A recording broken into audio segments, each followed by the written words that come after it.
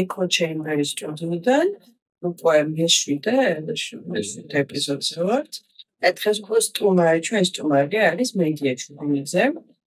მედიას პროდუქტის Instagram-ზე ისეთ სასწაულს ძალიან გემრიელ რაღაცებს აკეთებს, რომ რა ვიცი რა გითხრათ. არის ენდოკრინოლოგი, სერტიფიცირებული ნუტრიციოლოგი, ძალიან მაგარი გოგო, უბრალოდ ჩვენთან ფიზიკულტურაში ფათაშერს სწორედ მედია კითხულობს სასერტიფიკატო კურსს ნუტრიციოლოგიის სასერტიფიკატო კურსების სერტიფიცირებული ნუტრიციოლოგი კითხებთ ISSA-ის მიერ ძალიან მეტად მოჩვენებთ და არის ჩვენი უსაყვარლესი მაია ხუბუას ასისტენტი იყო ძალიან ადრე მოსწავლეც მაია ხუბუა ენდოკრინოლოგიის კულტურაში ყავს ხოლმე და ასე შემდეგ. და მოკლედ რა ვიცი მედია ყომა აღარ ვიცი რა გავაკეთო. ეს მედია მოსაუბრება ჰორმონებზე რომელიც სპეციალისტურაში მიწვევის კლებაში, ან რომელიც გვეხმარება მარტივად მომატებაში და ნუ მოკლედ რაღაც ისე. მედია. გამარჯობა. გამარჯობა, მადლობა, საოცარი წარდგენისთვის. ვისარი ასე მოსკენანი. ძალიან, აბა არა, ესეთ მეტი არ არის, არა. ვიდეო ჩვენ კომენტარები ყავს. მედია, მოდი პირდაპირ სანდრო გამარჯობა. მოდი პირდაპირ კითხვაზე გადავალ ყველასთვის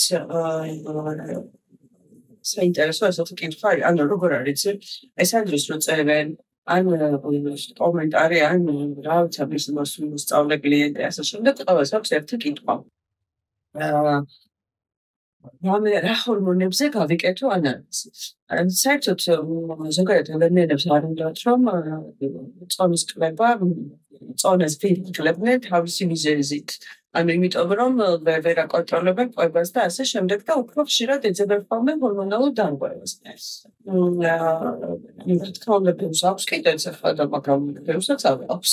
და ამიტომ აი ახლა შენ ცოტა მოკლედ გითხარი ჯერ რა ჰორმონები მოქმედებს ასე თუ ისე წონაზე და მე განვავრცო თვითმოქმედება და იდეოლოგიაში რაღაცა საუბარი ხოლმე როცა წონას ვერ ვიკრებ.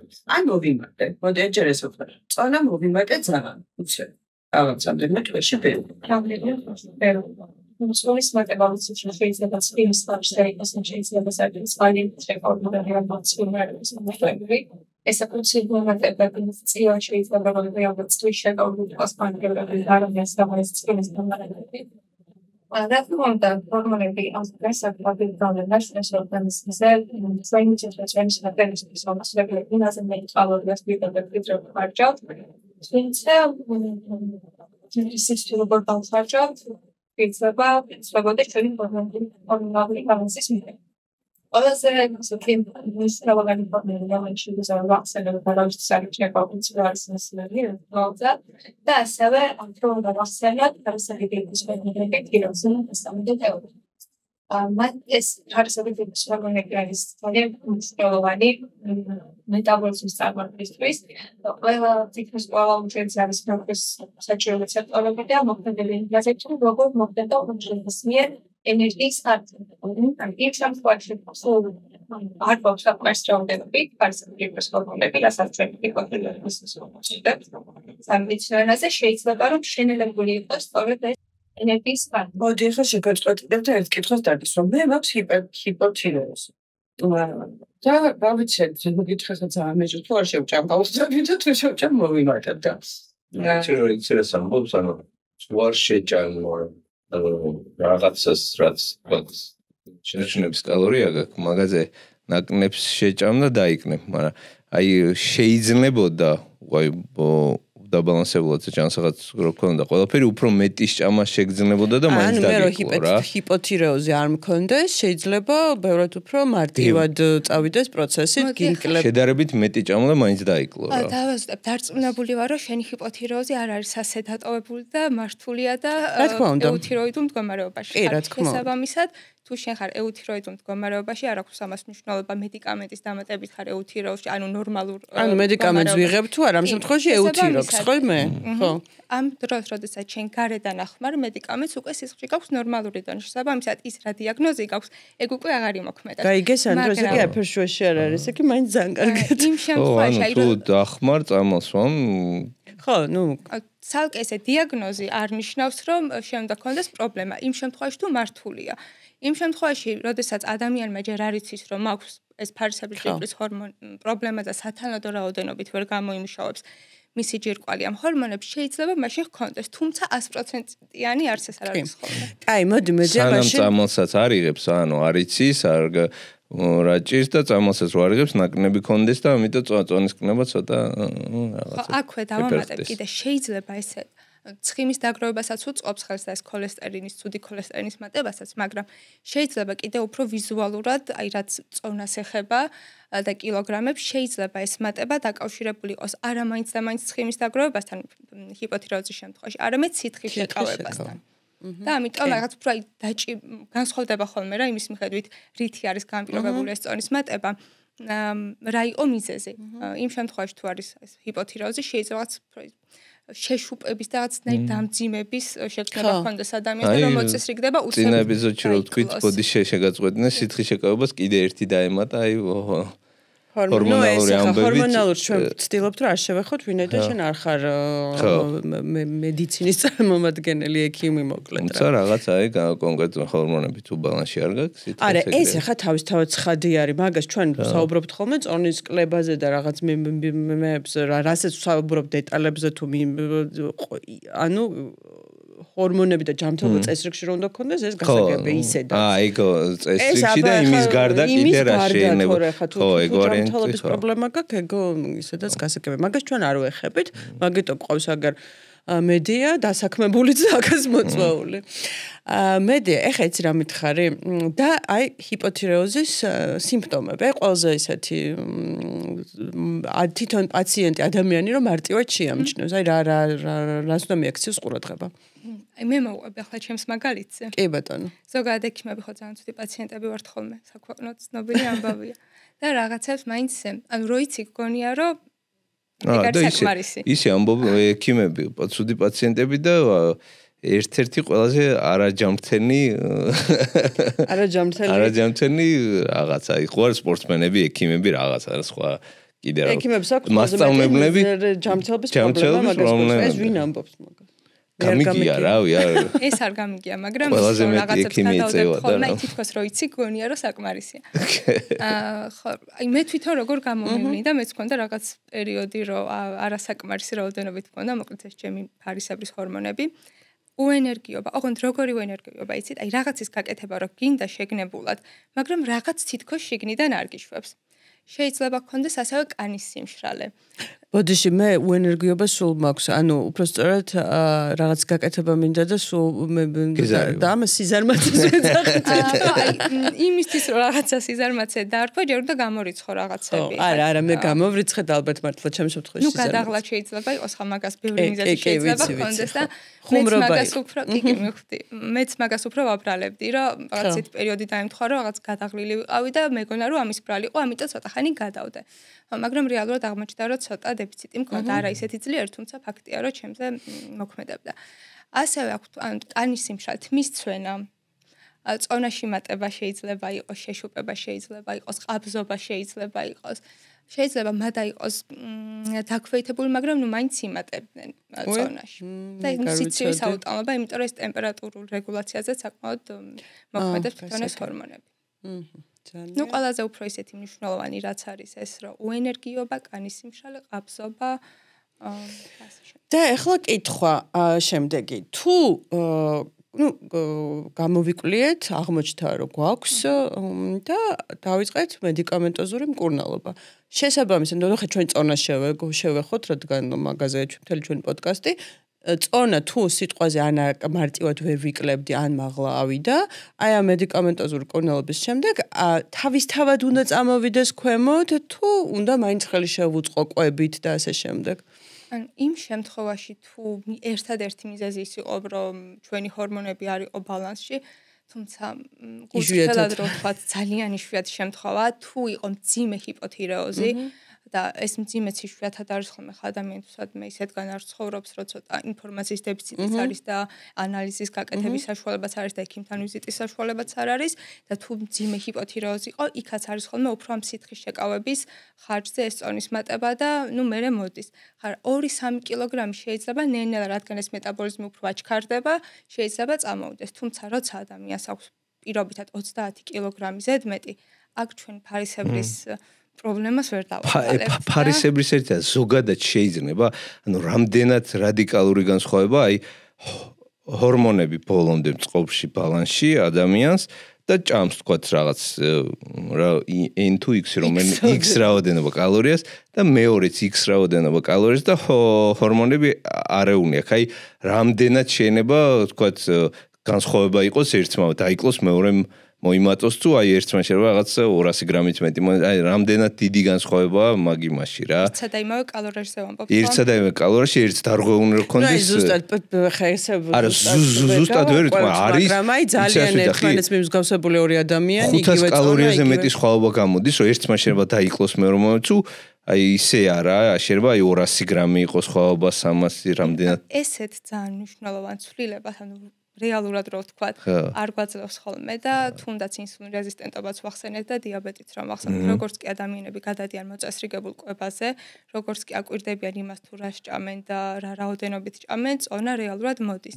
ის რომ რაღაც უსაშუალო კილოგრამები მოგმატოს, თუნდაც ინსულინ რეზისტენტობა, მან ჰიპოთირეოზმა, ან თუნდაც კორტიზოლის ცოტა მატება, შეიძლება მოხდეს ხა ისე ცალსაღად ვერასდროს ვერ ვიტყვი, მაგრამ ესე ფართო დრო ვთქვა და რო განვაზოგადოთ ნაკლები. ხო, რა ის იქნება რაღაცა გამონაკნისი სახით ვარიანტი, თორე ისე რაც არ უნდა გამოდის ეგრე რა, რაც არ უნდა გჭირდეს საკვებს მოაკნებ წონაც მოგაკდება. არა, ნუ ახლა რაც არ უნდა მე მგონი ძალიან ხმამაღალი ნათქვამია, მაგრამ ნუ ხო თუ ძალიან სერიოზული აფერია. რაღაცა რადიკალი, რაღაც ექსტრემალური ვერსია და რაღაცა საშინელება თუ არ გჭირს ყველა ვარიანტში თუ მოინდომა. დროც იქნება განსხვავებული. ხა შეიძლება ვიღაცისთვის, ვისაც არანაირ დარღვევა არ აქვს, იმ პატარა შეზღუდვამ და მცირე კალორიულმა დეფიციტმა მარტივად დადო, შედეგი შეიძლება ვიღაცას უჭირდეს.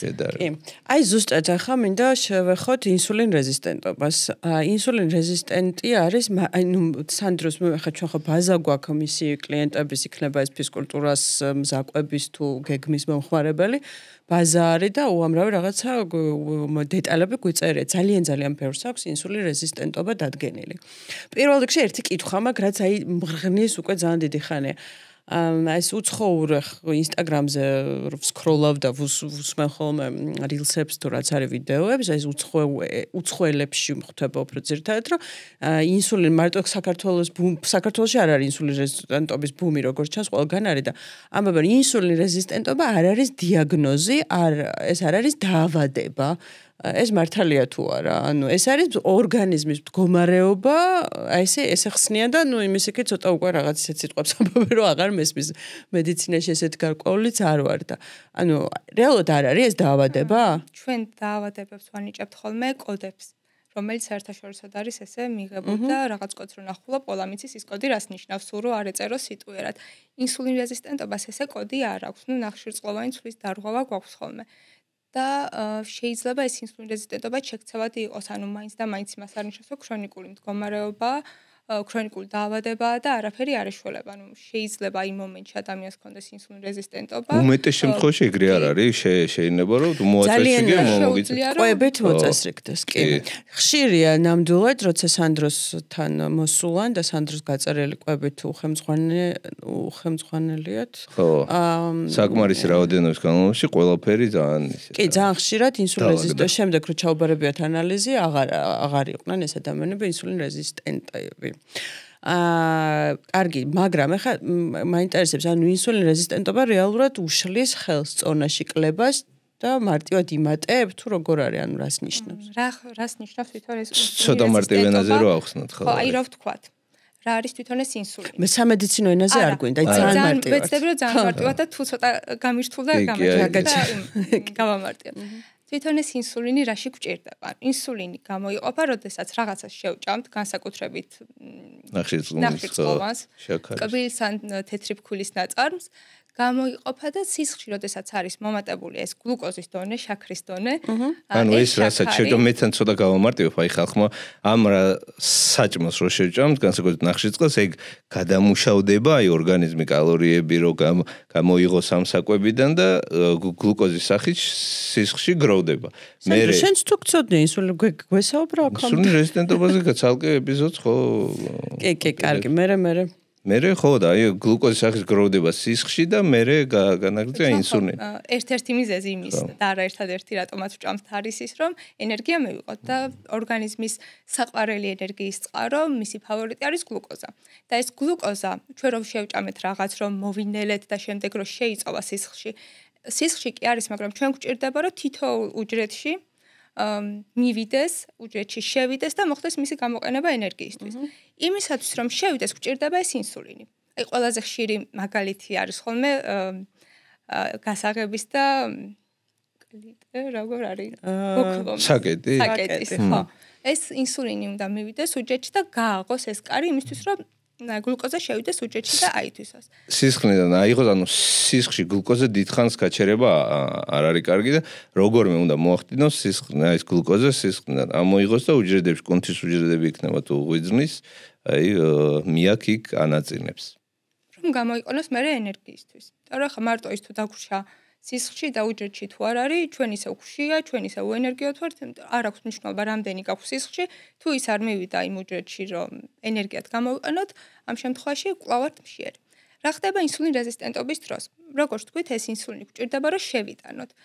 და ინსულინ რეზისტენტობა უკვე არის ის მდგომარეობა, როდესაც უჯრედები იმ ინსულინის მიმართ, რაც ნორმაში გამოიყოფოდა და რაც აღებდა ამ კარს, აღარ არიან მგრძნობიარეები. ანუ ეს ინსულინი ის ნორმალური რაოდენობა, რაც ამ გლუკოზის საპასუხოდ გამოიყო, ვეღარ აღებს კარს და ვეღარ შედის ეს გლუკოზა უჯრედებში. ერთი გასაღები ვეღარ აღებს, აი სამი სხვადასხვა გასაღებით უნდა ეჩანიჩო ამ მანქანიძე რო გავამარტივოთ, ერთ კარს ერთი გასაღებით ვეღარ აღებს, სამი გასაღები. რატო? ხუთი. იმიტომ რომ დიდი ხანი იყო ეს მაღალი გლუკოზა სისხლში და ესე რაღაც რეზისტენტულები გახდნენ და ვეღარ უჯრედებით ანუ ბევრი ტკბილეულს იღებდნენ თუ ბევრი ნახშირწყალს ეს ადამიანები ანუ ბევრი ნახშირწყალს მაღალი ენერგიას იღებ უფრო მეც და ვერ ხარჯავ კუნთის უჯრედებში გლიკოგენის სახით აი ეს გლუკოზა გარდა იქნება გლიკოგენის სახით ინახება კუნთში, როდესაც ფიზიკურად აქტიური არ ხარ, როდესაც ფიზიკურად აქტიური ხარ, ეს იხარჯება, იცნება, მე ისე მოაქ იმას, ივსება და ასე. როცა არ ხარ ფიზიკურად აქტიური, არც დადი ხარ, არც ვარჯიშობ, აი კუნთის უჯრედების გლიკოგენი თუ სავსეა, ღვიძლის უჯრედების შავსეა და კიდე ნახშირწყალს რო შეჭამ და აქ გავსებუნი ხარ, აი ინსულინი უკვე სამი გასაღებიც ვეღარ აღებს, 4 უკვე გადარაზუნია და პრინციპში ახლა ამ მაგალითით ნათლად ჩანს ჩემთვის ყოველ შემთხვევაში რომ თუ რაღაც პერიოდი ნუ სამომავლოდ კარგია თუ ჩვევაშიც გადავა, მაგრამ რაღაც პერიოდი აღარ მიიღებ იმ რაოდენობით იმ საკვებს, ნელ-ნელა ისეთი გასაღები ისევე მოგერგება, ხო? ნელ-ნელა კი. კი, ხო. აქვე იმასაც დავამატებ, რომ შეიძლება როგორ არის ხოლმე ორგანიზმში, იცით, აი რაღაცა სიწოს, მაგრამ მე ისიც უკან იწოს და უკვე როცა პრობლემა რთულია თქვა რომელი პირველი გამოიწვია. აი მაგალითად ჩვენ ხომ ამბობთ რომ ინსულინ რეზისტენტობა ხელს გვიშლის წონაში კლებაში და შეიძლება მატებას უწყობდეს ხელს. გარდა ამისა სიმსუქნემაც შეიძლება განაპირობოს ინსულინ რეზისტენტობა. სიმსუქნე ნუ კი ვიცით რომ ეს ზედმეტი კალორიები მიიღე და არ დახარჯე, შეიძლება ის მერე ზოგი გლიკოგენად დამარაგდა როგორც თქვით, იმიტომ რომ უმეტესი ქონაც მაინც ზოგი ქონაც კანქეთა ცხიმად წავიდა და ზოგი შემდეგ ღვიძლში მიდის და იქ განსაკუთრებით როდესაც ღვიძლი არის ხოლმე ცხიმით სავსე გაცხიმოვნებულ ღვიძლს ვეძახით, ამანაც შეიძლება გამოიწვიოს ინსულინ რეზისტენტობა და პირიქით ინსულინ რეზისტენტობა მაინც მე თუ მკითხავ, ყველაფერი მიდის საკვებთან, ანუ რაც არ უნდა ვიყოს, შეიძლება იმან გამოიწვია, მაგრამ მოკლედ თავიდან დაიწყე არასდროს. ყველაზე ხშირად სხვა შორის მაგას აი ყველა ეს რთულია აი განსაზღვრო 100%-ით უეჭვენი ყველაზე გავრცელებული მიზეზი არის ეს, მაგრამ მაინც რაც კი აი შემთხვევები ყოფილა უმეტესობას აბრანებენ რომ აი ზედმეტი ხანგრძლივი პერიოდის განმავლობაში ეს ხანგრძლივი ინდივიდუალური ვიღაც შეიძლება ერთი თვე იყოს ვიღაც ერთი წელი მაგრამ ხანგრძლივი პერიოდის განმავლობაში აი ბევრს რო ჭამ ბევრ ენერგიას იღებ, განსაკუთრებით კალორიაც ბევრს და ნახშირწყალსაც ბევრს, მე ამას ვერ ხარჯავ, გროვდება, ცხიმიც გიგროვდება, კუნთის უჯრედებში იქნება, მუცელზე, შიგნით, ღვიძლით, ორგანოები ზოგადად გას, გინდა არ გინდა, მე გამოდის რომ ამდენს იღებ, ვეღარ ხარჯავ და რა უნდა ქნას და გიждდება ორგანიზმი და ინსულინ რეზისტენტობა ყველაზე ხშირად. თან ცუდი ის არის, რომ ესეთმა დარღვევებმა რიცის ხოლმე, აი რაც ნელა მიდის, ჩვენ ვერ ვამჩნევთ და ის უკვე საკმარისად დააზიანებს და ცუდ საქმეს რო გააკეთებს, მერე ვლინდება და შეიძლება ხა ის ბოლო პერიოდი დიდად ისეთი არაფერი განსხვავებული არ გაგიკეთებია და ალბათ თქვენც გაგიგონეთ, რომ სულ ესე ვიყავი და არაფერი შემიძლია სულ ესე ვიყავი, მაგრამ რაღაც რესურსი აქვს იმ ორგანიზმსაც და ამ ინსულინ რეზისტენტობაზეც და არ გავართვლებ, მაგრამ მოკლედ ვიტყვი, რომ რას აკეთებს ხო, როცა ერთი გასაღები ვეღარ აღებს, როგორც თქვით, მერე პანკრეასი, რომელიც ამ ინსულინის გამოიმუშავებს, უფრო მეც და მეც გამოიმუშავებს და რაღაც დროის განმავლობაში ახერხებს, რომ დააკომპენსიროს ეს მდგომარეობა, რომ ინსულინ რეზისტენტობა არის, მაგრამ აი ამ ბევრის და ბევრის გამომუშავებით მაინც შეაქვს ეს რა 5, 7, 30 გასაღები და იღება და ტენისს გააღებს, კარში აგდებს, დახურავს და ბოლოს ისიც გასაღების გამკეთებენ ამდენ ვეღარ ვაკეთებ გასაღებებს გაფუჭდა ჩემი აპარატი ხო ეს ახლა მოიგონე ეს ანალოგი არა ეს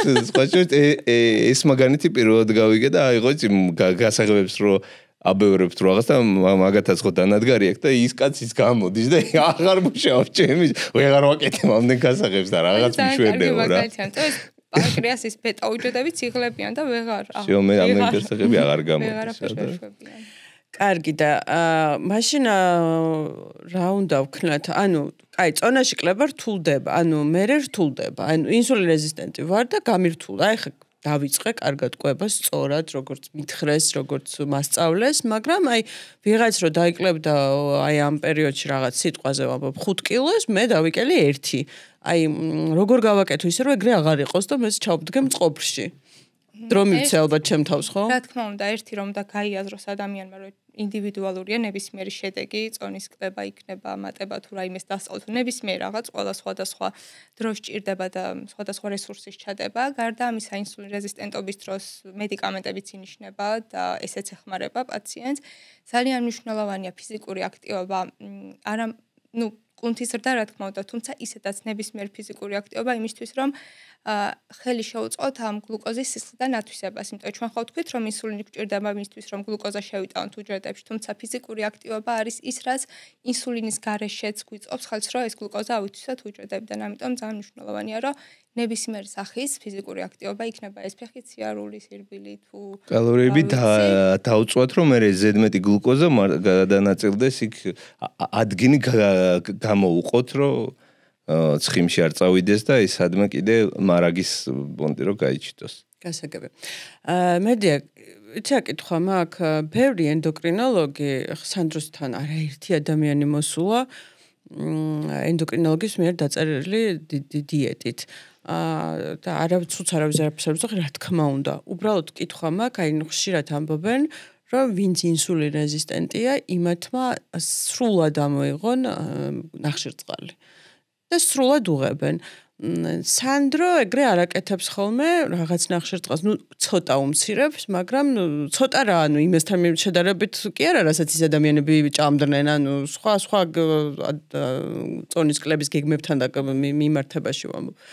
ისიც იმიტომ რომ ცოტა უფრო ამ ადამიანს ცოტა კლება უფრო სწრაფად წავიდეს და мотиваცია არ დაკარგოს. იმიტომ რომ სხვა შორის სწორედ ინსულინ რეზისტენტული ადამიანები არიან, ვინც мотиваციას კარგავენ, რადგან ხშირად ხდება ხოლმე რომ არ მიდის კლება. ისე სწრაფად ვიდრე ჩვეულებრივში და მე რატო ვერ ვიქნებ მეცის. თქვენ შენ ეთანხმები ამ მოსაზრებას არის თუ რა ვიცი რომ სრულად ამოიღო ნახშირწყალი ეს საერთოდ. ანუ სრულად ამოღება უფრო მარტივი ნახშირწყლების რო დავაკონკრეტოთ მაინც იმიტომ რომ არა სრულად ყველაფერს უღებ ანუ ახლა კი ბოსტრნეულზე არ მაქვს ლაპარაკი მაგრამ დანარჩენი ბურღულეული იქნება ეს მარცვლეულზე და ტკბილზე საერთოდ აღარ მაქვს საუბარი ხილსაც მათ შორის იღებ მე ზოგადად კატეგორიული მიდგომების წინააღმდეგი ვარ იმიტომ რომ თუნდაც ის რომ აი ამ კვების ფურცაც რომ მოყვება მე კითხვა რამდენი ხანი უნდა დავიცვა ეს დიეტა აი მანდედან მოდის ის რომ ადამიანისთვის წარმოუდგენელია ესეთი კატეგორიული აკრძალვებით ცხოვრება და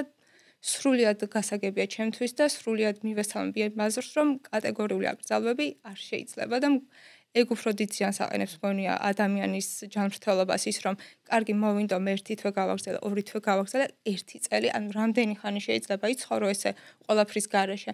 მე დაუბრუნდებიან პირიქით. მე ირთვება ხოლმე ეს ამ ყველაფერი ან არაფერის მომენტი და მაგას მივყავართ უარეს მდგომარეობამდე. ამიტომ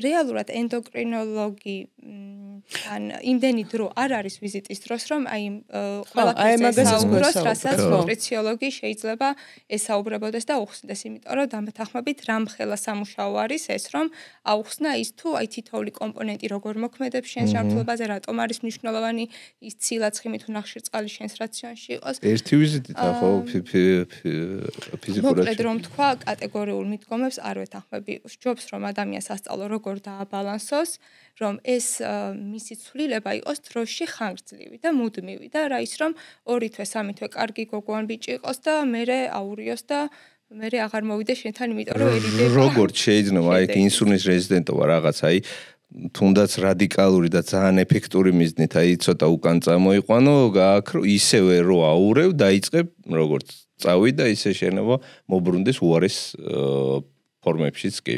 ამიტომ ყოველთვის მაინც რაც არ უნდა ის იყოს რა, აი რაღაცა მწვავე ის, ყველა პირველი ნაბიჯები მაინც ყოველთვის ისეთია რომ ოდნავ კალორიების შემცირე, სასურველი ეს კალორიების შემცირება ძირითადად ნახშირწყლებზე მოდიოდეს, იმიტომ რომ ენერგია ამდენი არ გინდა, ისედაც ბევრი გაქვს და ფიზიკურად ცოტა გააქტიურდი რა.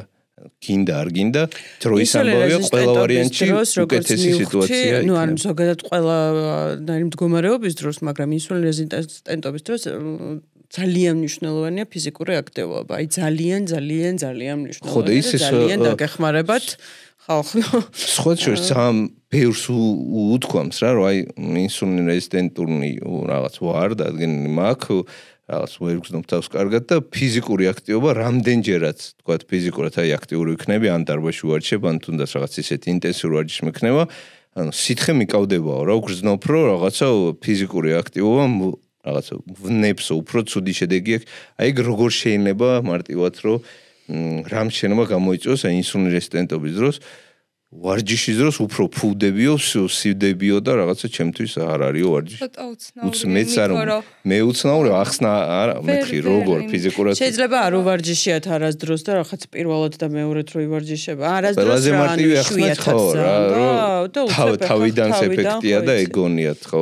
თუ არის თქო რამე ისეთი შიგნით კიდე აი ჰორმონალურ რამაც შეიძლება მართლა რაღაცა ფიზიკურად გააქტიურდე და უცებ რაღაცა ორგანიზმში სითხის ფიზიკური აქტივობა კარგი იმიტომ არის რომ ის ინსულინი ნაკლები გჭირდება რომ ეს შეიტყვანო ტიპი 1 დიაბეტი რო აქვთ ხოლმე ადამიანებს ვინც ინსულინს იკეთებს მათ უფრო ნაკლები ინსულინის გაკეთება სჭირდებათ როცა ფიზიკურად აქტიურები არიან ამიტომ პირიქით.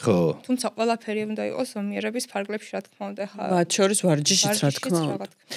მერდია, იცი მაინტერესებს ინსულინ რეზისტენტობა პრედიაბეტიაო ძალიან ხშირად ამბობენ. ანუ თავის მდგომარეობას აი სანდროს კითხვარსაც რო უსებენ ხოლმე პრედიაბეტი მაქვს ესე ეძახიან და არის ეს ყოველთვის არ ნიშნავს პრედიაბეტს.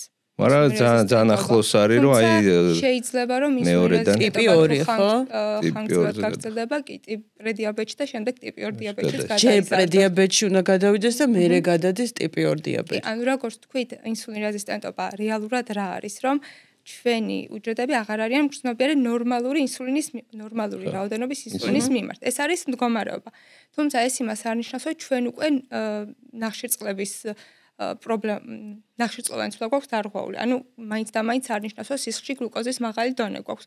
შეიძლება გლუკოზა ნორმაში იყოს, იმიტომ რომ ამ ჰიპერინსულინემის, ანუ ჭარბი ინსულინის გამოყოფის ხარჯზე დარეგულირდეს ეს გლუკოზის დონე, მაგრამ აი როგორც თქვით, თუ დიდი ხანი გრძელდება, ამ შემთხვევაში უკვე რაღაც და ეს თუ პაციენტის არანაირად ხელს არ უწყობს და ის თავის ტრადიციულ ცხოვრების წესს აგრძელებს და კილოგრამებსაც ამატებს და ეს რეზისტენტობაც უფრო მძიმდება და ჰიპერინსულინემიაც მძიმდება, რაღაც მომენტში აღარც ის ჭარბად გამოყოფილი ინსულინი აღარ არის საკმარისი იმისთვის, რომ ეს გლუკოზა შევიტანოთ უჯრედებში და უკვე გვექნება დარღვეული მომატებული გლუკოზა სისხლში. და შემდეგ უკვე ეს არის დონეები უკვე რა პერიოდში გადავამ რეზისტენტობიდან პრედიაბეტამდე და პრედიაბეტიდან უკვე დიაბეტში, ესე გაწერილი წელი და თვეები არ არის, თუმცა ინდივიდუალურია. ხო, რა საკმარისი პერიოდი თუ სისხლში გლუკოზის დონე მაღლა შენარჩუნდა, всё პრობლემაა უკვე. გინდა არ გინდა. ტიპი 2 დიაბეტის დროს ხილბლი და ტკბილეული ზოგადად შეიძლება? ზომიერად შეიძლება, რა თქმა უნდა. ისე ეგ გამიგია და რამდენად ისა ტიპი 2-ის დიაბეტიც აი შეგიძლია რომ თქვა წამოიყვანო უკან თუ თქვა წონა საკმარისად ჩამოვიდა ფიზიკურად აქტიური გავხდი მოარჩხო რა. გჭირს და მე აღარ გჭირდეს. არის თეორიული შანსი მაინც. უბრალოდ საერთოდ არანაირი მედიკამენტი აღარ სჭირდებოდეთ ნაკლებად, მაგრამ არის ხოლმე რომ ძალიან მარტივი ძალიან დაბალი დოზაა ხოლმე უკვე საკმარისი იმისთვის, რომ ნორმალური შაქრის დონე შეინარჩუნო. და თუ რა თქმა უნდა კალორიების ექნება, ფიზიკურად აქტიური იქნება და ეს სწრაფი ნახშირწყლები იქნება შეზღუდული რაოდენობით. ტიპი 2 ხო რეალურად შეძენილია, ანუ არასწორი თუ არა მეშლება? აი ზოგადად ყველას ეს ახონია ხოლმე რომ ტიპი 2 არის შეძენილი და ტიპი 1 არის მაინც გენეტიკური. ამ დროს რეალურად ვაფასებთ ხოლმე იმას გენეტიკურია თუ არა. ტიპი 2 უფრო გენეტიკური არის და უფრო წინასწარ განწყობა აქვს ადამიანს, ვიდრე ტიპი 1-ზე. ვაფასებთ ხოლმე იდენტურ ტყუპებში როგორ არის, რომლებსაც ერთნაირი გენეტიკური მასალა აქვთ, იდენტური მასალა აქვთ და ამ დროს ტიპი 2 უფრო ხშირად ვლინდება, ვიდრე ტიპი 1. და ხშირად აი პაციენტებსაც როცა ვეკითხებით რომ დიაბეტიანი ხომ არ ყავს ვინმე არა და აი მე შეიძლება თქვას რომ ბებია ჩემს დაემართა ასაკში და რეალურად ჩვენ ამას გულისხმობთ რომ ესეთი ვინმე ხომ არ ყავს ვისაც ტიპი 2 დიაბეტი ჰქონდა. ანუ რეალურად ვისაც ყავს ბებია, დედა, მამი და დეიდავიდი ასე. ანუ მე მყავდა ბაბუა დიაბეტი, თან საკმაოდ მაგითიც გარდაიცვალა ბოლოს პრინციპში. წინასწარ განწყობა აქვს და ამიტომ ასეთ პაციენტები უფრო ფრთხილად უნდა იყვნენ. ან მე წესით ეგარ მემუქრება არ მჯერა. შენ ისეთი ცხოვრების სტილი ჩამოგიყანებდა რა ხო რა. ნაკნებს ავარაუდოა რომ ის ქნას. ნუ იმედია რა ვიცი. გასაგებია. მოკლედ ახლა ინსულინ რეზისტენტობას რო ამოვწუროთ.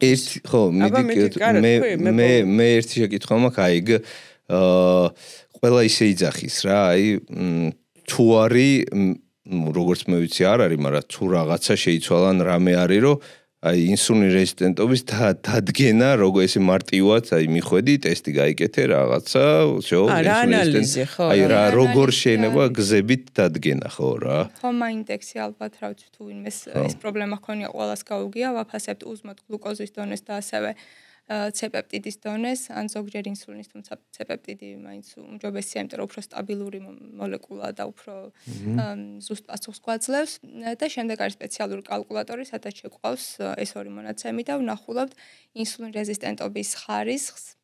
ასევე ვნახულობთ ეს ჰომა ბეტა ასეთი მონაცემი არის, ან ბეტა უჯრედები ინსულინის გამომყოფი უჯრედები რა მდგომარეობაშია და ვნახულობთ ჰომა ესი ასეთი მონაცემი ასევე ვნახულობთ სენსიტიურობას, ან უჯრედების როგორია. რეზისტენტობის დროს ძირითადად როგორ არის ხოლმე. თუ არის ბეტა მომატებული, ვფიქრობთ, რომ ჰიპერინსულინემიაც არის რეალურად პაციენტში, იმიტომ რომ მასზე მეტად მუშაობენ ეს ბეტა უჯრედები. ამ დროს ჰომა ესი, ანუ გრძნობელობა უჯრედების დაქვეითებულია ხოლმე და ეს ყველაფერი ერთად და ის პლუს ინსულინ რეზისტენტობის ინდექსი გვაძლევს. აი, всё, ანუ ის არ არის ხო? ანუ ერთი მიხვედი ტესტი ინსულინ რეზისტენტობაზე ტესტი მიხვედი, გაიკეთე გაქ არ გაქ არა. ბევრი რამოდენიმე ტესტი უნდა. ანუ აუცილებლად ექიმთან უნდა წახვიდე, ბევრი რამოდენიმე ტესტი ჩაიტარო. და ექიმა კიდე უნდა დააკვირდეს რა როგორ მიმდინარეობს რა პროცესი და აი სავარაუდო დასკვნა იქნება. რომ აი ჩვენ ანალიზი ანუ წინასწარ სანდრო არ არის ექიმი ისევე და რა ანალიზი გავიკეთო არ ვიცი. თუ თავიდან კლება არ წავიდა მე რა გეტყვით რომ გჭირდება რა შეიძლება არა და უფრო ექიმთან წადი. ისაც ხა ექიმსაც რო კითხო ესე უბრალოდ შენთან მინდა მოვიდე და რა ანალიზი გავიკეთო შეიძლება რაღაც ზოგადი გითხრას, მაგრამ შენი ანამნეზიდან, შენი შიულებიდან გამომდინარე, შეიძლება დამატებით კიდევ ბევრი რამე დაგჭირდეს. ამიტომ ჯობს რა თქმა უნდა. ჯობს არა ინსულინ რეზისტენტობაზე ერთი ანალიზი არ არსებობს, რაღაც რამდენიმე ანალიზის კომბინაცია არის და კიდე იმას რა შეხედავენ, კიდე შეიძლება დასკვნა ხოლმე შეიძლება დაიდოს, რომ აი ეს დიდი შანსია რომ ინსულინ რეზისტენტობა გჭირდება. მე ამ ნახშირწყლოვანი ცვლის სხვა რაღაცებიც ვნახოთ იგივე 3 თვის საშუალო შაქარი როგორ მოკლედ ბევრი რაღაც არის იმის მიხედვით თუნდაც იმ ხომაში რა მონაცემები გვექნება ჩათვლის ექიმის საჭიროდ გჭირდება თუ არა დამატებით გჭირდება თუ არა მედიკამენტის დახმარება თუ მარტო ეს კვების მოწესრიგება და ფიზიკური აქტივობა იქნება საკმარისი ასე რომ მოკლედ ეს მარტივი მივედი გავიკეთე მჭირს არ მჭირს არ არის რა ხო კაი იცი რა მაინტერესებს ინსულინ რეზისტენტობა რომ ზერო საერთოდ ეჭვი ავიღო რა სიმპტომები უნდა მქონდეს ასე იგი წონის კლების გაძნელება ან მარტივად მატება განსაკუთრებით მუცლის არეში ასევე ის რომ ჭამე მაგრამ ვერ დავნავარდი სულ მშია სულ სუსნაობა მინდა ძირთად ესეთი სიმპტომები არის ხოლმე კიდევ შეიძლება რომ აი რო ვახსენეთ ჰიპერინსულინემია შემდეგ რაღაც ეს ჰიპოგლიკემიის ანუ დაბალი შაქრის მომენტებიც ქონდეს კანკალი და ასე შემდეგ მაგრამ ძირითადი მაინც არის კლების გაძნელება მატება მუცლის არეში და მუდმივი სუსტნაობის შეგრძნება იქიდან გამომდინარე რომ ეს გლუკოზა ვერ შედის უჯრედებში და კლავშიათ ხშირ შემთხვევაში ისეა რომ აი რაღაცა ძალიან რადიკალური სიმპტომი აი გინდა თუ არა აი რომ შეატყო ესე რთული არა და მე მგონი ტიპი 2 დიაბეტამდეც ისე შეიძლება მიხვიდე რომ აი რაღაცა გამოკვეცინ რაღაცა სიმპტომი არ კონდეს და უცებ მე დაიცი რა მითხარი შეიძლება რომ ინსულინ რეზისტენტული იყოს ადამიანი რომელსაც წონა არ აწუხებს შეიძლება კი ხო და ეს გამოწვეული არასწორი კვებით შეიძლება იმ წონა არ მოემატოს მაგრამ უბრალოდ არასწორად იკვება და ღვიძლის გაცხიმონება ხოლმე ძალიან ხშირად და ესეთი პრობლემაა ეს თანამედროვე სამყაროს ძალიან სერიოზული და ხშირად ისეთ ადამიანებს რომელსაც შეხედავ და რა ვიზუალურად არაფერი ხო რა პრობლემა უნდა ხონდეს ამ დროს ხო ორგანოების ის ბევრად უფრო ჯანმრთელობისთვის სახიფათოცავი და კანქვეშა ცხიმი რეალურად ვიზუალურად არ მოგწონს, მაგრამ ვისერული ცხიმი რომელიც ორგანოების გარშემო უკვე რეალურად საშიშია. კანკალიო რო თქვი, მე მაქვს ხოლმე კანკალი და ბარა მოდი ჩემ მაგალითზე იქნებ ვინმესაც აქვს. ანუ თუ მომშივდა უცებ, ანუ განსაკუთრებით მემართება ხოლმე თუ ფიზიკურად ვარ დატვირთული, ან თუ კარგი ნაჭამია ვარ, მოკლედ ესე რომ ვთქვათ, ვერც ვივარჯიშებ და თუ დავიწყე ვარჯიში, კანკალი ამევარდება, გულის რევი შეგრძნება და შეიძლება გული წამივიდეს სადმე. ჰიპოგლიკემია. ანუ სისხლში შაქრის დონე პირიქით გაქვს ამ დროს დაბალი. და გეუბნებით შაქარი მიიღეთ ხო, არ მიჯერება. და არ უნდა გამოტოვო კვებები. კი, თუნდაც ხდება, ეხლა აი აქაც რო ვზივარ, დილით ვისაუზმე, მე დილით ვარ ვისაუზმე, საერთოდ გარეთ ვერ გავდივარ. ვისაუზმე, მაგრამ აი ახლა უკვე ვფიქრობ, რომ აი ხანი გავიდა რაც ვისაუზმე და აქ არაერთხელ მომწვია აქაც, ხო, ჩაწერის ბოლოს ცოტა თობრომე ხვება. და სასწრაფოდ გავბივარ რაღაცა, რომ ვიყიდო ხოლმე და ესე იგი, ჩემ შემთხვევაში რა უნდა ვქნა? არ უნდა გამოტოვო კვებები. და დიდი ხანი არ უნდა გავაკეთო. აი ეს კვება ნახშირწყალი უნდა მივიღო თუ ზოგადად? ნორმალური დაბალანსებული საკვები, მაგრამ იმ მომენტში თუ ატყობ რომ ცუდად ხარ, ამ დროს ნახშირწყალი კარგი იქნება. ესეც მინდება. ტკბილი მინდება, მეჩვენება ხოლმე ტკბილეული და მაღაზიაში ერთხელ სხვათა შორის მანქანა ძალიან სერიოზულად გავუსვი, დავარტყი, გაჩერებული მანქანა, იმიტომ რომ მაღაზიაში არ შევდრო, მეც სახლამდე მივალ და წესიერ საჭმელს შევჭამთქო და თვალებში გადამიბნელდა და ძალიან ცუდად და გავიქეცი უცებ და რაღაცა ტკბილი ვიყირე და აი გიჟივით ვჭამდი. და შეიძლება ეს დაგვემართოს კიდევ თუ რაიმე ტკბილი ვჭამეთ და შემდეგ ფიზიკურად დავიტვირთეთ. აი ეს არის ძალიან ცუდი კომბინაცია, იმიტომ რომ ვიცით რომ მარტივ რაღაც ნახშირწყალს რო შევჭამთ, ეს უცებ შეიწოვება, გვიკეთებს სპაიკს სისხლში.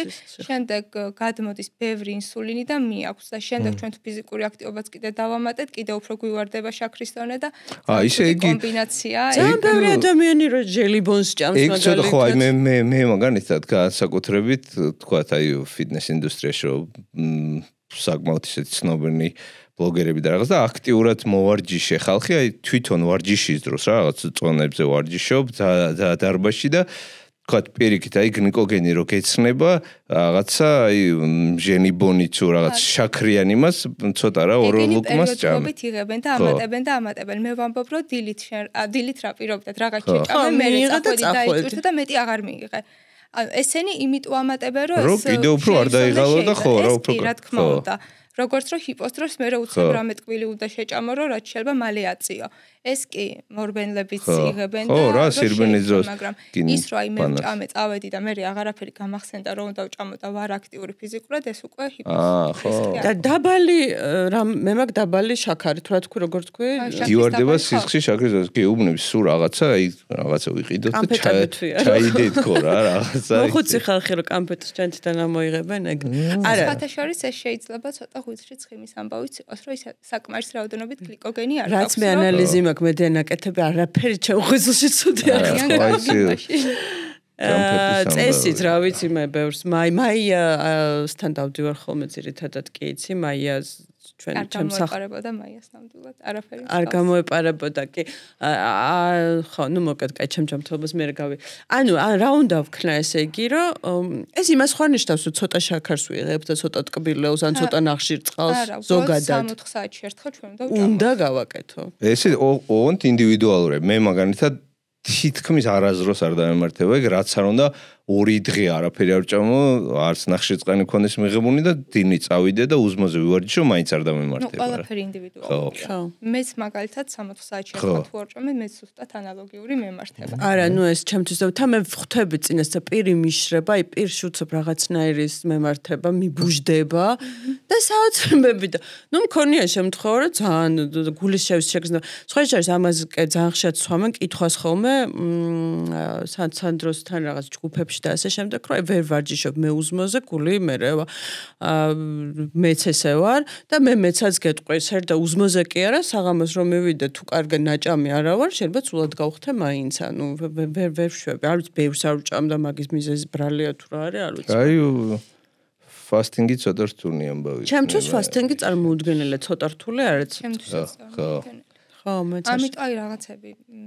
ინდივიდუალური ხო აი რომ ამბობთ რომ ფასტინგი კარგია შეიძლება რაღაცისთვის ჩემთვის ნამდვილად არ არის და ეს ზოგადად თქმა არ ვარ კონკრეტული მაგალითი უნდა მედია იცი ამ ინტერესებს რომ ამბობენ ან კონკრეტულ ციფრებს შენ ახსენე ინსულინ რეზისტენტობის ერთ-ერთი უნდა შეემოწმო თუ ჭარბი მუცელზე გაქვს ცხიმი ხო ან დიდი მუცელი რაღაც სანტიმეტრებს ამბობენ ქალზეც და კაცზეც ხო 101 სანტიმეტრს და მეტი თუ სწორად მახსოვს თუ არა კაცზე მე მგონი და 80 ხო და თუ 88 ესე იგი უეჭველი რეზისტენცია დიდი შანსია თუ 6 სანტიმეტრები გაქვს სხვა რამე ჰორმონის დისბალანსი იწვევს ამას ჭარბ მუცელს კორტიზოლის მატებამაც იცის ხოლმე უფრო მუცლის არეში ცხიმის დაგროვა აი მოდი ახლა ინსულინ რეზისტენტობაზე მე მგონი ასე თუ ისე ვისაუბრეთ გავერკვიეთ რომ ინსულინ რეზისტენტობა კვებით შეიძლება დაარეგულირო და აუცილებლად დაიკლებ შეიძლება ნელა მაგრამ დაიკლებ და როცა დაარეგულირებს სწორი კვებით რეზისტენტობას მე ხო ჩაოლებრო კარგად წავაკლო.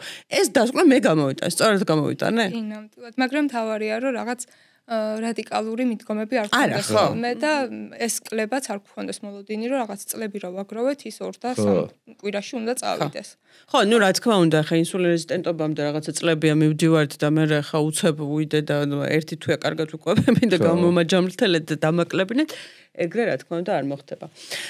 ეხა კორტიზოლი ახსენე, ხო? აბა კორტიზოლზე ეგეც არის როგორც მე გამიგე ერთ-ერთი მიზეზი წონის მომატების, წონაში ვერკლების და ასე შემდეგ და ეხა მოდი კორტიზოლზე ვისაუბროთ. კორტიზოლი ბოლო პერიოდის ძალიან ისეთი აქტუალური ჰორმონია. ეგ არის ხო? მოიმატა სტრესი ხალხი არა. კორტიზოლი არის სტრეს ჰორმონი. სტრეს ჰორმონი, კი ეს ჰორმონი გამომუშავდება თირკმელზე და ჯირკვლიდან იმისთვის, რომ რაღაც დაგვეხმაროს სტრეს გავუმკლავდეთ.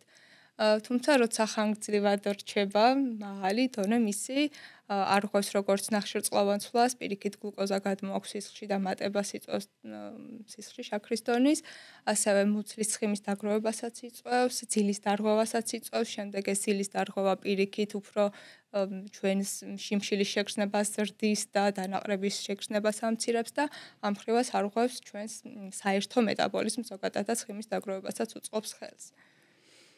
და როგორ ვებრძოლოთ? შევეცადოთ რომ ავირიდოთ არ ვინერვიულოთ მარტივად არ ვინერვიულოთ ცოტა რთულია ჩვენს რეალობაში არ ინერვიულო მაგრამ რაღაცები უნდა მოუძებნოთ რომ აი რაღაც მომენტში მაინც შეძლოს ადამიანმა მოდუნება იგივე სუნთქვითი ვარჯიშებიც ფეხით გასეირნება ფიზიკური აქტივობა დარბაზში ფეხით სეირნება მე ისე ცველის ვერ წარ დარბაზში ვარჯიში ძალიან ბევრს რაღაც მთელი დღე სამსახურში რაღაც იმე დღე ქონდა და 6 საათზე ისეა რომ აი რაღაცა მიდის დარბაზში და 1 საათი აიშ და მე სახში წყნარად ვშვიდა და ძილის მოწესრიგებაც აი როგორც თქვით ყველა ერთ ურთიერთ და კავშირებული გავლენები აქვს ხოლმე ბევრ ამის ორგანიზმში. იცით რა მითხრა, რა მაინტერესებს? კორტიზოლი, ანუ ესე მივიდე, კორტიზოლის ანალიზი ჩვეულებრივად არის, როგორც ვიცი? კი, მაგრამ ახლა ესე მიხვიდე გაიკეთო, არ არის საჭირო. არა, იგი სადაც სასიცოცხლოდ მნიშვნელოვანი ჰორმონი, ანუ ყველა ადამიანს რაღაცა საფრთხე როა, რავი, სადღაც რომ მიდიხარ და დიდი ძაღლი გადმოხდა იქიდან, ანუ კორტიზოლი და ეგ რო ბუნებრივად, ჩვეულებრივად გამოიყოფა და უცებს სისხლში გლუკოზა შედის, ბევრი ენერგია და ძაღლი მოგზდო, სწრაფად გაიქცე, ანუ ძალიან მნიშვნელოვანია, მაგრამ აი ქრონიკულად სულ რო გამოგეყოფა ზედმეტი და იქ რეუს ორგანიზმში ჰორმონალ ბალანს, მე არის პრობლემა, რომ კორტიზოლი ყველას ანუ ჩვეულებრივია. იცი რა, მე ახლა სწორედ თქვა, მეც სოციალურ ქსელებში ამბობთ, რომ უცხოელებთან მივარდება, რომ წონაში ვერ იკლებს კორტიზოლის ბრალია. კორტიზოლის მატება თუ არის ახლა ანგლისური და არის კუშინგის სინდრომი, კუშინგის დაავადება, ესეთი დიაგნოზები, ამას კიდე სხვა რაღაცები არა, უბრალოდ ესე რომ ადამიანი რაღაცას გაიგებს ერთ განყურს მოკრავს და ახლა ეს არის პოპულარული სოციალური ქსელებზე წავიდეს და იკეთოს ანალიზები, უბრალოდ ტყუილი ხარჯი იქნება მისთვის და ამიტომ ჯობს რომ თუმცა ანუ თუ დასტრესზე ამაზე ჩვენ წინაზე ვსაუბრეთ ხო რომ თუ სტრესი გააქვს და თუ რა თქმა უნდა გექნება და რა თქმა უნდა გიშლის ხელს წონაში კლები ისედაც ადამიანი მატებასაც იწვევს მომატება სტრესულ გარემოში რო ცხოვრობ ანუ ყველა სუშპოტავს უნერვს წონის დაკნებას დაანებელს ზოგადად ცხოვრების ხარისხი ყველაფერი ორგანიზმში რაც კი რამე შენება ფუნქციები და ყველაფერი სტრესი რა თქმა უნდა ორგანიზმი რაღაცას რეაგირებს და რაღაცას გიშვება ეთყობა ნუ ახლა სულ სტრესში რო ხარ და ეს სულ სტრესი შეიძლება ესე სანერვიულ არაფერი გქონდეს მაგრამ უბრალოდ სტრესული სამსახური სტრესული სიტუაცია ოჯახში არ ვიცი ნუ რაღაცა 1000 პატარ-პატარა სტრესი აი ვითომ ვერ ატყობ რაღაცა და მთელი დღე რომ მოусვენართ ხარ გინდა არ გინდა გროვდება და ცოტა მე კიდე ვიცი სტრეს ჰორმონი იმიტომ რომ მე მქონდა და მაქედან ვიცი მაღალი პროლაქტინი რა ქვია მაგას? პროლაქტინი, ჰიპერპროლაქტინემია, ჰიპოფიზიდან გამომუშავდება, ეს კიდე ცოტა სხვა ჰორმონია. ხო და მაგიც იწვევს, როგორც ვიცი, იწვევს წონის მატებასაც და გართულებასაც. უფრო გართულებას. პროლაქტინი ეს არის ჰორმონი, რომელიც და ეგეც სტრესზე არ არის მაღლა თუ? სტრესზეც, ნუ შეიძლება ასევე უძილობის დროს, როცა ღამური ციკლი დარღვეულია და ხამე ღვიძავს ადამიანს.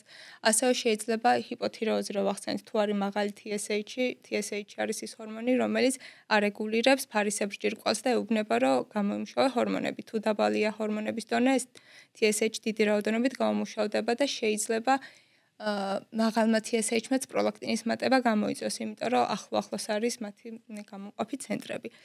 ასევე ეს მერეთ რგუნავს ჩვენი სასქესო ჰორმონების გამომუშავებას, ისევ და ისევ ჰიპოფიზში გამომუშავდება ამ ჩვენი მაინც ბევრ მედიცინაში არა რაღაც მომენტში გაგაჩერება მაღალი პროლაქტინი ზოგადად შეიძლება გამოიწვიოს და ეს ტესტოსტერონი და ესტროგენებიც პასუხისმგებლები არიან იმაზე თუ ჩვენი ცხიმი როგორ გადანაწილდება, სად გადანაწილდება, ჩვენი კუნთური სისტემა როგორი გამართული იქნება და ასე შემდეგ, ამიტომ ეს ყველაფერი ერთმანეთზე ჯაჭვურად არის გადაბმული, ამიტომ პროლაქტინმა შეიძლება მოკლედ რომ უპასუხოთ იმის გამო რომ არ ხვევს მე სხვა სასქესო ჰორმონებსაც, ასევე მათის გაძლიერება შეიძლება გამოიწვიოს ჰიპოთალამუსზე მოქმედებით შეიძლება ასევე ცოტა მოხდეს წონის კნებას ყველა ვარიანტში უშნის ხელს თუ ნორმაში არ არის რა. კარგი. ასევე ხშირი კითხვა არის ჩვენი მომხმარებლების და მაგიტო გისვამ ამას iron deficiency რკინის ნაკლებობა.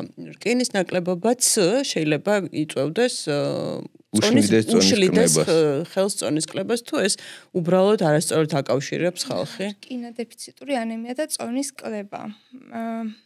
თუ ჟანგბადი არ მიდის, კი, რეალურად თუ დავფიქრდებით და თუ იმასთან დავაკავშირებთ, რომ ჟანგბადი არის საჭირო იმისთვის, რომ წვა მოხდეს, ბოლომდე ამ საკომბინო ნივთიერებების და ენერგიის გამოყოფა მოხდეს, რკინა დეფიციტური ანემია რა არის, რომ რკინა არის რანკლები ჰემოგლობინის შემადგენლობაში. ანუ შესაბამისად, ცოტა ჰიპოქსიურ, ანუ დაბალი ჟანგბადის მდგომარეობაში არის უჯრედები. შეიძლება გარკვეულწილად ესეც მოქმედებდეს და უენერგიობა ამ დროსაც გვაქვს, ხო, იმიტომ რომ არ არის საკმარისი ჟანგბადი, ჟანგბადი არის საჭირო როგორც გარეთ წვისთვის, ისე უჯრედებში ენერგიისთვის და ენერგიის გამომუშავებისთვის არის საჭირო ასევე ჟანგბადი. ამიტომ და თუ ვერც ხო რა უენერგიოთ რომ რკინა ნაკლები გაქვს, ენერგიაც არ გაქვს, მე ფიზიაქტივობაც რაც არ უნდა გქონებით და გინდოდეს რაღაც ფიზიკურად დაგეზარება ხანვერ და გინდა არ გინდა ზონის კნებას შეაფერხებს.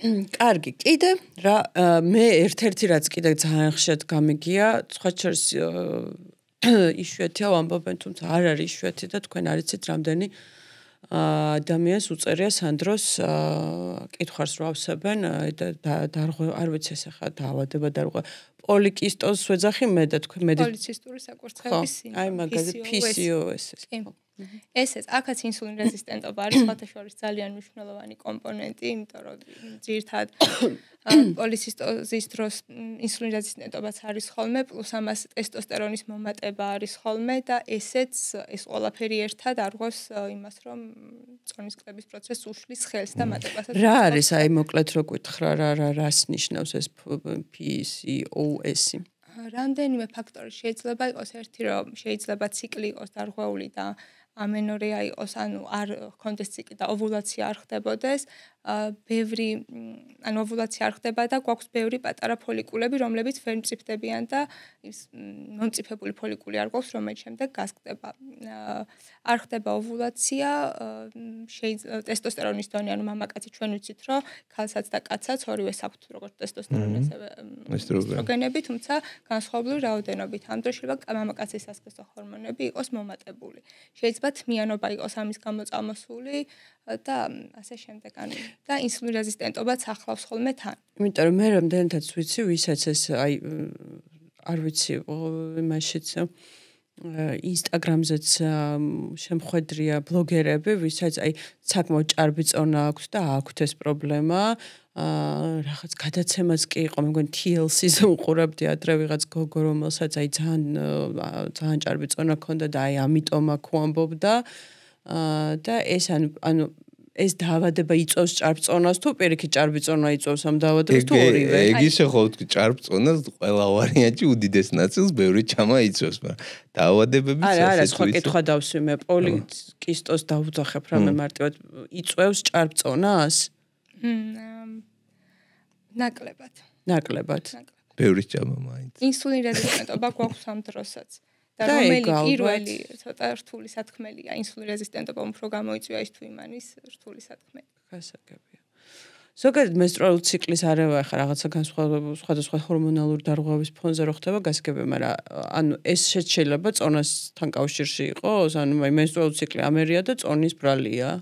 ახაც ისევ ესტროგენები, პროგესტერონი, ჰორმონალური ბალანსი რა თქმა უნდა მოქმედებს. აი მაგალითად ესტროგენები გვიცავს იმისგან, რომ ცუდი ქოლესტერინი არ იყოს მომატებული და პირიქით კარგი ქოლესტერინი იყოს უფრო მეტი რაოდენობით ორგანიზმში. ის გვიცავს, რომ მუცლის არეში არ გადანაწილდეს ცხიმი და პირიქით უფრო გვერდების და ბარწაკების არეში გადანაწილდეს. როდესაც იწყება ხოლმე ალბათ შეგიმჩნევიათ, რომ მენოპაუზაში ქალები უკვე იმატებენ მუცლის არეში. ეს არის, რომ ესტროგენების რაოდენობა რომ მცირდება, უკვე იწყება ამ ცხიმის დაგროვება განსხვავებული სტილი. კი, აი მაგაზე კითხვა, ბარემ გადავიდეთ მაშინ მაგაზეც მენოპაუზის დროს მოვიმატე წონაში, ესეც ძალიან აქტუალურია და მე მგონი ეს საკმაოდ რეალისტურიც არის, ხო? ესტროგენების დონის დაცემიდან გამომდინარე, იმიდან გამომდინარე, რომ კუნთური მასაც ნელ-ნელა იწყებს განლევას და ამიტომ მნიშვნელოვანია, რომ კუნთების შენარჩუნებაზე უფრო მეტი იმუშაოს ადამიანმა, არა მარტო ის, რომ კალორიაჟი შეწყვიტოს, არამედ ჯობს, რომ აი ეს თავისი მეტაბოლიზმი იმით გააძლიეროს, რომ კუნთებზე იმუშაოს, რომ ეს ბაზალური მეტაბოლიზმი რაც არის, რომელიც ბევრად უფრო 60-70% ენერგიას ხარჯავს. ბოდიში აქ ბაზალურ მეტაბოლიზმზე და ეს რაც მედიამე ხახსენა ჩვენ ვისაუბრეთ. ეპიზოდი მქონდა კი წინა უყურეთ ხოლმე ჩვენ ეპიზოდებს და მივხვდებით რაზე ვსაუბრობთ ხოლმე რომ რაღაცა თავიდან არ მოგვიწიოს ამის ახსნა. გავაგრძელოთ. ხო, ამიტომ მნიშვნელოვანია რომ კუნთები არის ყველაზე მნიშვნელოვანი ორგანო, რომელიც ხარჯავს ენერგიას. ამიტომ ის რომ გარდა იმისა, რომ ეს ჰორმონალური დარღვევები გვაქვს. დარღვევა არა, დამახასიათებელი ცვლილებები გვაქვს ჰორმონალური, აი კუნთური მასის ანუ მე შენმე რას მეუბნები, რომ თუ მე ახალგაზრდობას მოდი ისე და პრინციპში მე თუ მკითხავთ დღეს უკვე 60 წლამდეც ახალგაზრდები ვართ, მაგრამ ანუ ნუ აი რაღაცა ჩვენ 20 წელში 20 წელი ხარ 30 ხარ და ასე შემდეგ სულ თუ ვარჯიშობ და კარგად იკვებები და კუნთურ მასას ინარჩუნებ ან იმატებ არ ვიცი, როდესაც მოვა მენოპაუზის პერიოდი, მე აღარ მოვიმატებ წონაში? უფრო კარგ მდგომარეობაში იქნება. უფრო უკეთეს ფორმაში იქნება ადამიანი. თუმცა თითქმის ყველა იმატებს მაინც, ანუ ესე. ცხიმის გადანაწილება იცვლება. ანა მუცელში მიდის. უფრო კი, უფრო. და სად მაკლდება? თუ იცვლება, მე სადღაც ხომ მაკლდება. აი მანამდე ხო იყო თეძოებში გადანაწილებული რაც გვერდებში. მაგრამ ეგეც ისე არ არის თუ ანუ ჩემი რა, ანუ ხალის ბოდიში ერთი თუთი უკანალი და თეძოები მოიკლებს და წავა მუცელს. მოიკნებს თუ უკანა და თეძოები დარჩება და ანუ უკანალს აღარ მოემატება და წავა სხვაგან. იქ არ მოიკლებს? ანუ არსად არ იკლებს? შეიძლება იქაც მოიკლოსო შეიძლება. ხო და ამიტომ მაქსიმალურად აი ეხლა მე მიმართავ მას ჩვენს მაყურებელს. ესე იგი, კარგით ვიპოვოთ ქალებო ამ მენოპაუზაში. მომაკლდა, შეიძლება მოგვაკლდეს უკანალზე და ნუ არა უშავს თუ ცოტა მუცელზე ავიდა რა, გადანაწილდება და შეიძლება ძალიან კაი პროპორციაც გამოგვივინე. არა, ეს ხუმრობით რა თქმა უნდა, მაგრამ რატომაც არა რა შევხედოთ ასე. ზოგადად ყველაზე კარგი იქნება, რომ აი ფიზიკურად აქტიური ვიყოთ წენი მანამდე ცხოვრების განმავლობაში, ზოგადად ისე მაგაზეც ყველაზე ერთ-ერთი ყველაზე მთავარი რამაც შეიძლება ხენი შეუწყოს ადამიანის longevity არის ხანგრძლივი დიდი ხანი რომ იცხოვროს რა კუნთური მასის ანუ საკმარისი რაოდენობა კუნთური მასის არსებობა ორგანიზმში იძახიან კუნთებიც სხვა შორის უფრო მოხშედა და იქით კიდე მომავალში ჩემი აზრით კიდე უფრო ისეთი იქნება რა. ხო, მეც ვიცი და მეც იქნება რომ ამის შესახებ კუნთური მასა ჩვენი ხანგრძლივი ცხოვრებისთვის ერთ-ერთი ყველაზე მთავარი. თუ ყველაზე მნიშვნელოვანი არა, ერთი რო გამოყვა, აი ხარ გუნი წყობაში უნდა კონდეს ტვინი ფუნქციები. ხო, აი კუნთური მასა. მე რატომ ვაც კუნთებზე მარტო ჩონჩხის კუნთები გვახსენდება ამ დროს. გულიც კუნთია, კიდევ შინაგან ორგანოებშიც გვაქვს კედლებში კუნთი, რომელიც იკუმშვა ნაწლავებში გინდა თუ საშარდო სისტემაში თუ ასე შემდეგ, ასე რომ მოკლედ კუნთური მასა ძალიან მნიშვნელოვანი. კაი, მედია ნელ-ნელა ჩვენი დროც იწურება და ერთი თუ რამე დაგვრჩა მნიშვნელოვანი ამ წონა და ჰორმონზე, რაზეც ახლა ჩვენ რეალურად დღეს ვსაუბრობდით, თუ არის რომ ვახსენოთ. აი მამაკაცებში ტესტოსტერონის დაბალი დონე შეიძლება რომ ხელს უშლიდეს წონის კრებას და პირიქით, ხო, იმიტომ ისევ და ისევ კუნთური მასის თემაზე მოქმედებს რომ კუნთური მასის შემცირებიდან გამომდინარე ის ჩვენი ბაზალური მეტაბოლიზმიც ძლდება, ამიტომ ყველაფერი არის ძალიან ესე ჯაჭვურად აწყობილი. მამაკაცებში სხვათა შორის უფრო ხშირი არის ეს მუცლის არეში წონის მატება და აი ეს кейფისგან არის გამოწვეული და ნუ ზოგადად ალკოჰოლის მიღებისგან თუ აი ესეც რაღაც ჰორმონალური დარღვევა. ალბათ იქიდან გამოწვეული ჰორმონალურიც და ყველაფერი ერთად ანუ ერთი რამე კონკრეტული დაზუსტებით თქვი ეგრე რთული არის. კარგი, დღევანდელი თემა მე მგონი ძალიან საინტერესო იყო და ხალხს ყოველ შემთხვევაში გავეცით ასე თუ ისე პასუხი ჰორმონი და წონაში მატება კლება რა კავშირშია და მოდი აი დღეს არ დამავიწყებდება და ჩვენ გვაქვს ესეთი ტრადიციული კითხვა რა გააკეთე დღეს შენი ჯანმრთელობისთვის. დღეს ერთი ის რომ კარგად ვისაუზმე დანარჩენი. ძალიან სტრესში მყავდა ჩემი ორგანიზმი დანარჩენი. დღეს ძალიან ცუდი და კაი რატო კაი საუზმე ჯანსაღი საუზმე ერთ-ერთი კარგი. მე რა გავაკეთე დღეს და მე გუშინ ცოტა ბევრი მომევიდა სხვათა შორის ტკბილის მიღება და ვთქვი გუშინ ვთქვი რომ მე აი ხვალ საერთოდ არ მივიღებ ტკბილის სახით თქო და პრინციპში მე მგონი ჯერჯერობით გამომდის რაუცებთ მე რო ვიტყვი ესე ვაკეთებ ხოლმე და ეგ არის სახში ბევრი ტკბილეული ვიყიდე და მოვიტანე და აი დღესო დავინახე დავჭამე ეგ იყო ერთ-ერთი ძალიან დადებითი საქციელი. სანდრო დღეს მე სხვათა შორის ხო ტიპიური დღისგან განსხვავებული შაბათი დღეს ბევრი საქმე რაღაცა მქონდა და თითქოს ადრე ვდგები, მაგვიძარით ვიღვიძებ ხოლმე, მაგრამ გუშინ ცოტა ისე მომიწია, ცოტა გვიან დაძინება და დინიდანვე ბევრი საქმე მქონდა, მაგრამ ცოტა ისქენი რა, მაგვიძარა არ დავაყენე და ცოტა მეტი დავაძინე, გამოვაძინე ჩემი ორგანიზმი, ხო.